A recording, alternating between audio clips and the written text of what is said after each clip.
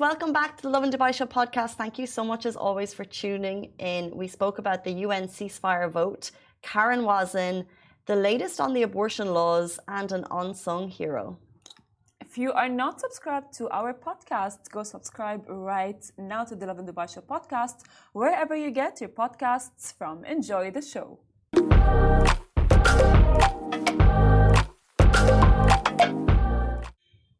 Hey guys, welcome back to Lovin Dubai Show. We're honoured to welcome a filmmaker and advocate for Palestinian rights. Her latest release, The Teacher, is out now. She's Oscar nominated, BAFTA award winning. Stay tuned as we explore the power of film in giving voice to the silenced. Welcome to the show, Farah Nabulsi. We're so excited to have you. Thank you so much for joining us. Thank you. Thanks for having me. Thank you for being here. So I want to ask, what inspired you initially to become a filmmaker? Oh, I guess the short version of the story is that I went home. So I'm Palestinian by blood, by heritage on both my parents' side, but I was born, raised, educated in the UK in London. And so I went to Palestine for the first time as an adult not too long ago, around 8-9 years ago. And it changed me. It changed me witnessing firsthand on the ground what's taking place there. The discrimination, the injustice, and how systematic and institutionalized it is, despite having known what was happening prior to going. But when you see something like that with your own eyes, it has an impact on you that you can't kind of look away from. And so I came back to what I consider my life of privilege, and I'd been writing therapeutically about what I had seen and felt and witnessed and talked about with dozens and dozens of Palestinians. And then a couple of years later, I realized that I could do something with those writings. I kind of felt a desire to sort of express myself creatively about those stories I'd come across, and jumped into the deep end because I have no formal background in film, studying film. I actually have a financial investment banking background, and few short films later, after producing, writing, I directed my first film, The Present, Al Hadiya, which I think you mentioned, and that's available on Netflix. And that was my first film that I directed. Turns out I have the bug and maybe a little bit of talent. I don't know, and never looked back. So yeah, it's so interesting. You said you visited Palestine for the first time 8 or 9 years ago, and you were surprised by what you saw. And I think we as a people generally potentially become desensitized by what we're seeing. We're seeing so much of it. So when you visited for the first time, what shook you that you didn't know before? What were some key things that kind of stood out to you that you think the world needed to see? I mean, it's not that I didn't know. It's more that exactly that. It was more the shock and realization, the extent, how colossal the injustice is. Whether it was the sort of the war plowing between Palestinian homes and villages and towns, or the checkpoints, or the very idea of actually sitting with a family on the rubble of their demolished homes versus hearing about that just as numbers, standing in an olive grove where all the trees have been burnt by illegal settlers. It really, and as you're driving through the West Bank, and you look up on the hilltops and you see these settlements, that makes it very real, rather than looking at a map, for example. So it's not that I didn't know; it was more the experience of being there on the ground. And I thought to myself, okay, at some point, I'd love people to be able to come to Palestine and see with their eyes as well. That's not very practical, not very logistically possible, and extremely expensive. So, and you need people to be willing to go. So I guess in some ways the next best thing would be bring Palestine to them. And for me, cinema is one of the most powerful, beautiful means of meaningful human communication and art forms the world has ever known. So if I could do that, then at least we can all kind of witness and feel. Because you said desensitized, right?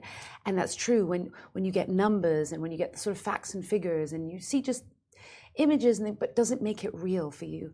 And interestingly enough, someone who just saw my most recent film was telling me they were chatting with someone who came out the cinemas who didn't know so much about what was going on, but did know from a factual perspective. And they had a conversation, complete stranger. And he said, I knew, but actually watching this film made it real. Yeah, so interesting. That's amazing because you just portrayed what happens in Palestine through your eyes to the people.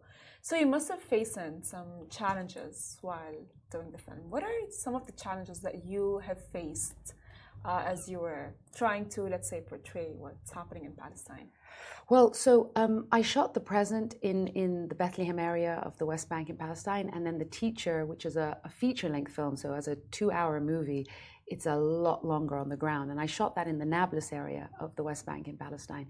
So already making independent cinema is really hard, no matter where you are in the world, logistically, practically, you're putting out fires every single day.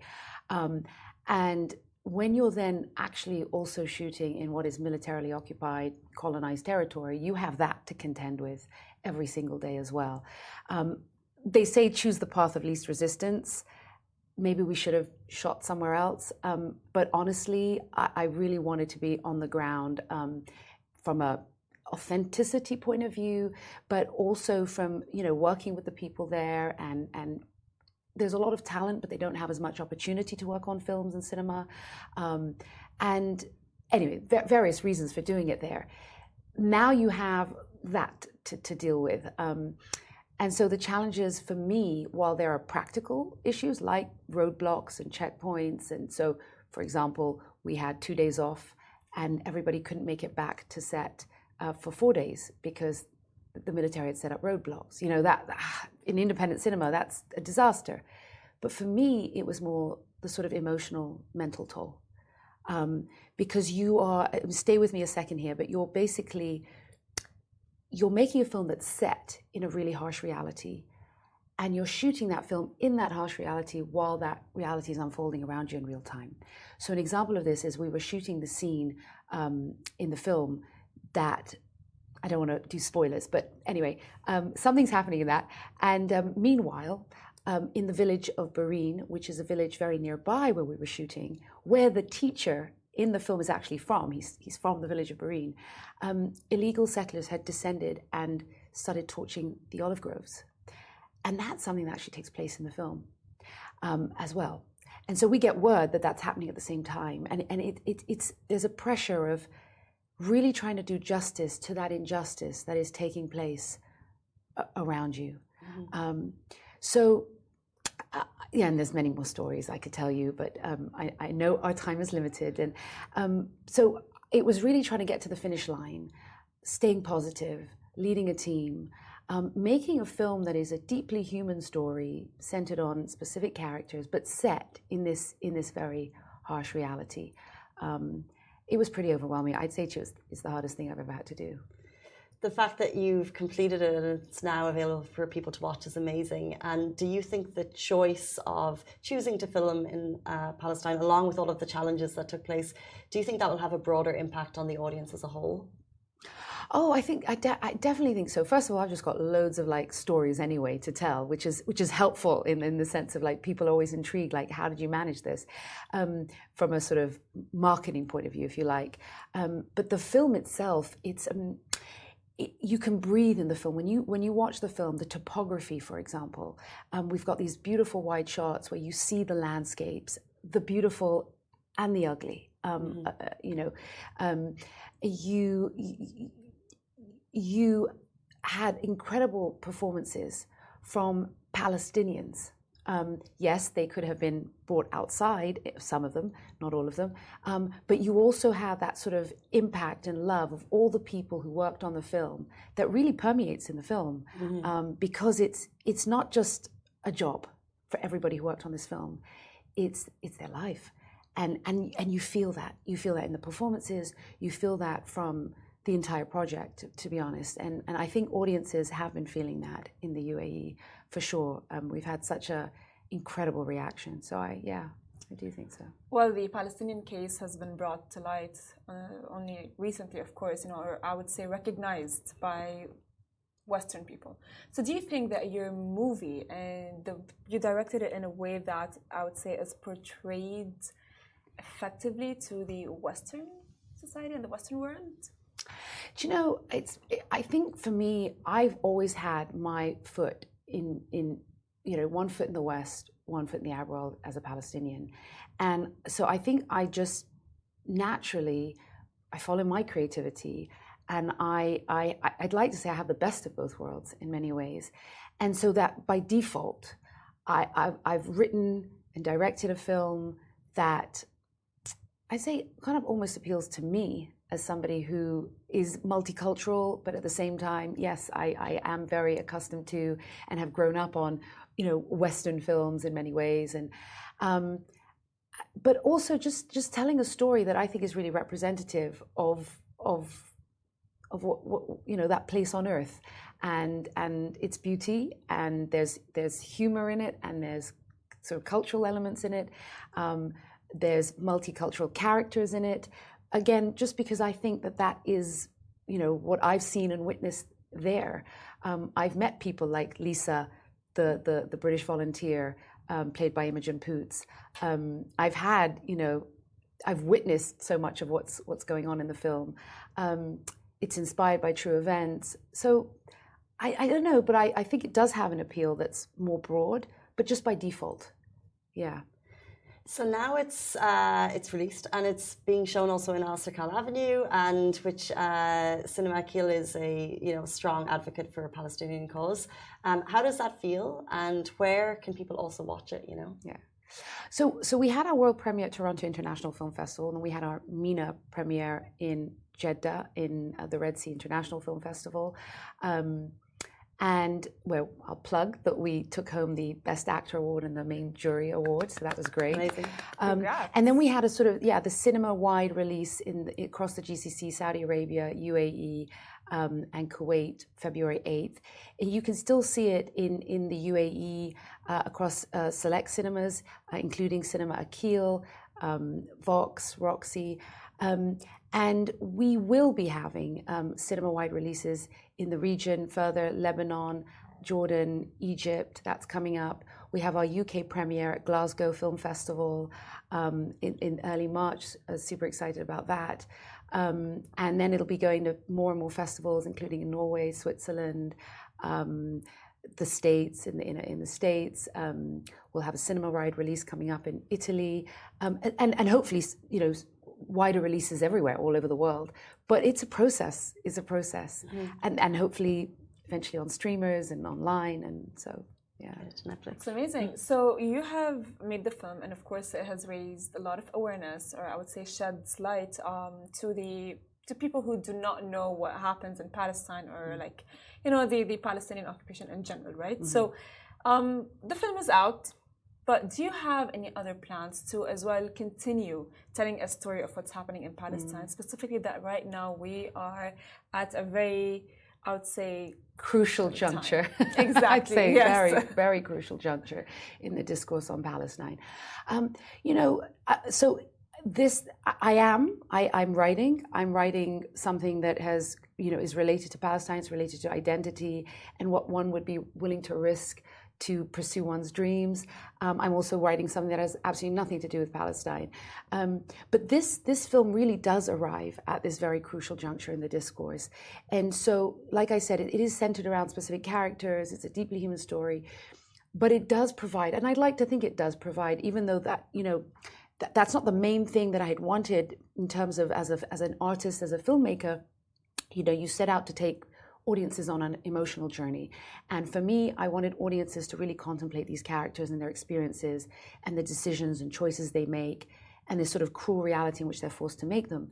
But this was written and shot far beyond, the last few months and what's the cruelty, the massacre that's taking place in Gaza right now. But I'd like to think, and I hope it does lend a very important context that is so often missing from the discourse on Palestine and what's currently happening. It's set in the West Bank. It was shot in the West Bank, not in Gaza. But this is a reality that Palestinians have been suffering for decades. And so I think that this film right now has so much to offer on that front. And it's kind of my offering in many ways, my my solidarity, my active solidarity with our brothers and sisters in Palestine at the moment. I hope I can keep doing that. But again, it's always where your creativity takes you. It can't be contrived, and it has to originate, personally, I believe, from the heart. So I am writing something, but it's going to take time. And in the meanwhile, we have the teacher. Amazing. You've mentioned there that the movie sheds a light on the reality that Palestinians have faced for decades, not related to the crucial juncture we're looking at now. However, we spoke this morning about the UN Security Council vote where 13 out of 15 countries support ceasefire, 2 countries say no. So the topic, unfortunately, is divisive. Have you faced any backlash on the release of the movie? No, I haven't. I think right now, actually, the film is being embraced more and more. I won't lie, there was a moment, after October 7th, where having worked 4 years on this film, I knew it was a difficult film regardless. I knew that a big, let's call it, percentage of the film industry, film world would not be interested in this film. Not audiences. I think actually vast wide audiences are interested in this film prior to October 7th and since October 7th. However, there was a period where I think from a distribution point of view, from an industry point of view, there was a nervousness around my film because, you've seen the trailer. There are some bizarre, I'm not a prophet, I didn't prophesy anything. This is inspired by true events from many years ago, because sadly, this has been going on for a very long time. It just happens to have arrived and been ready and released just a month before October 7th. So there was a sense of, okay, the film is almost dead at birth, if you get my meaning. But actually, as the narrative has shifted, and it really has shifted because there's just no comparison with what's happening in Gaza right now, I actually think there is an even wider interest and intrigue and audience for this film. And I really hope it does reach that audience, because I do think that while it is fiction, it is heavily rooted in truth, in reality. And it's very important for people to really have that context that's often missing. Now that you've done the film, do you feel like you have a sense of responsibility to speak up more on Palestine? I think the responsibility actually came when I was on the ground, in terms of really wanting to do the injustice justice in the film. Now that the film has been, birthed or born and it's there, it's more a sense of pride and gratefulness. And I'm humbled in some ways as well, so pride and humbled, but in the sense that I could lend my artistic expression at this moment in time. And I have a feature-length cinematic film with some beautiful, stunning performances about an important subject matter that matters to me personally and to so many. At this moment in time, I think I feel kind of, I'd say proud and grateful that I have something to offer, because right now, so many of us are feeling, we're immersed in grief, and whether you're Palestinian or not Palestinian, what's taking place is almost beyond understanding. It's so difficult to process. And centering even how we feel is ridiculous when we think about what Palestinians are experiencing on the ground. So to be able to have that gives me a sense of, okay, this is my active engagement. This is something, there does come some responsibility. I agree, yes, by default, I think. But I'm used to that. The present, it was a short film. It was very specific, and I carried a lot of, I guess, responsibility with that as well, but also pride. That brings us to the end of our interview. Thank you so much for your time this morning, and thank you for shedding light on the injustice that's going on and that has continued to go on for decades in Palestine. We really appreciate your time this morning, and best of luck with the movie. It is out, as you said, in cinemas across the region. Yes, now select cinemas, because it's been out since February 8th, but for another at least 9 days. Let's keep it going and let's get it onto the streaming platforms, which means we'll have access to it consistently. And then I'll come back. Farah Nabulsi, thank you so much for your time this morning. We really appreciate it, guys. That is all we have time for. We're back with you tomorrow morning, same time, same place. Goodbye from me. Goodbye from me. Bye-bye.